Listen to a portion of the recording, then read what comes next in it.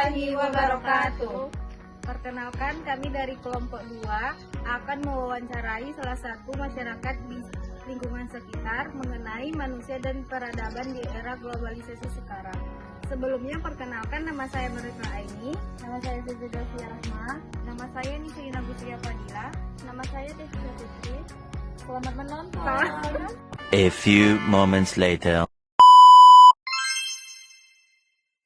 Halo Kak, dengan nama siapa? Iya, saya Rizka. Izin nanya ya tentang manusia peradaban di era sekarang. Menurut Kakak nih, apa yang membuat masyarakat bisa bertahan atau berkembang di tengah arus globalisasi sekarang? Ya, kuncinya itu adalah sosialisasi sih, karena sosialisasi antar tetangga masyarakat itu perlu gitu. Jadi kalau misalnya sosialisasi itu nggak dijaga, ya itu nggak bisa gitu. Seperti yang kita lihat kan sekarang udah era globalisasi itu udah mulai berkembang ya.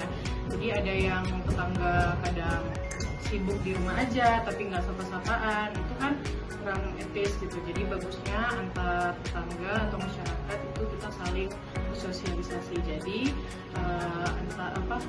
globalisasi itu nggak terlalu berpengaruh ke lingkungan masyarakat. Kuncinya di itu sih. Menurut Kakak nih, apakah nilai-nilai budaya dan tradisi masih terjaga di lingkungan ini? Kalau menurut saya masih, karena kita di lingkungan ini masih melakukan musyawarah, masih ada gotong royong, terus kalau ada acara-acara itu selalu ngumpul lah gitu. Jadi kalau untuk di lingkungan ini masih, dan lingkungan sekitar saya itu masih menerapkan nilai-nilai budaya tradisi Indonesia yang identik dengan gotong royong sebagai musyawarah.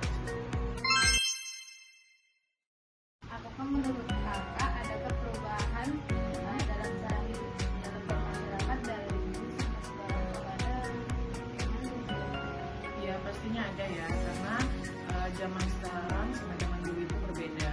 Dulu itu kan kita teknologi itu kurang adanya kan. Jadi kayak misalnya dulu itu tetangga itu bersosialisasinya tuh selalu secara langsung. Sedangkan sekarang itu by WhatsApp aja udah bisa komunikasi gitu. Jadi walaupun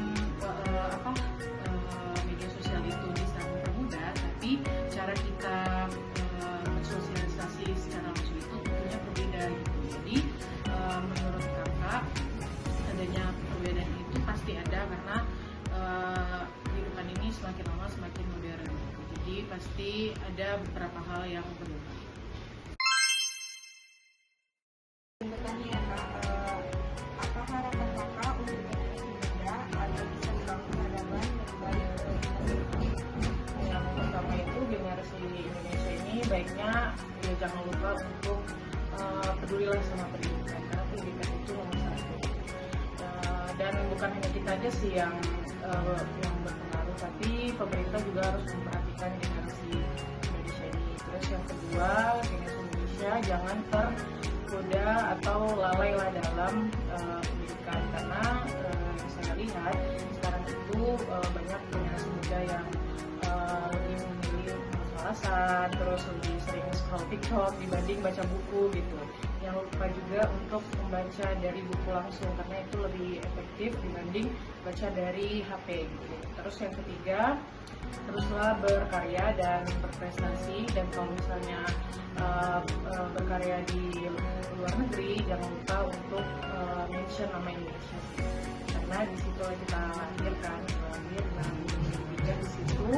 Terima kasih ya Kak udah meluangkan waktunya untuk kami tanya-tanyain tentang manusia peradaban di globalisasi maupun Sama-sama. Sekian hasil video wawancara kami sudah dengan Assalamualaikum Assalamualaikum warahmatullahi wabarakatuh.